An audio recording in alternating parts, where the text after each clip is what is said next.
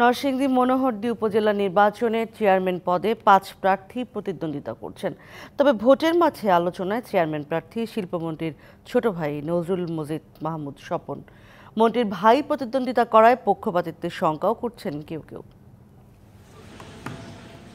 নরসিংদীর মনোহরদী উপজেলায় ভোট গ্রহণ ২১শে মে। এখানে চেয়ারম্যান প্রার্থী ৫ জন, এছাড়া ভাইস চেয়ারম্যান ৭ জন ও মহিলা ভাইস চেয়ারম্যান প্রতিদ্বন্দ্বিতা করছেন ৪ জন।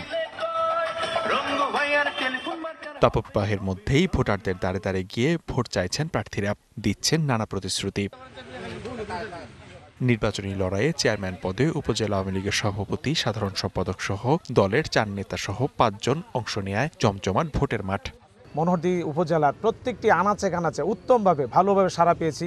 আমি নির্বাচিত হই, তাহলে আমাদের প্রিয় নেতা অ্যাডভোকেট নজরুল মজিদ মাহমুদ হুমায়ুন, তিনি আমাদের মাননীয় মন্ত্রী এবং উন্নয়নের সহায়ক শক্তি হিসেবে কাজ করবেন।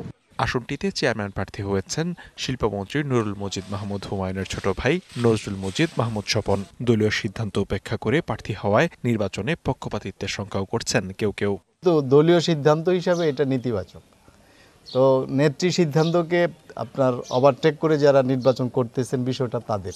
তবে আমি মনে করি একজন আওয়ামী লীগের হিসাবে ঢালাইয়ে দৃঢ়তা, নির্মাণে নিশ্চয়তা, প্রিমিয়ার সিমেন্ট, ঢালাইয়ের রাজা।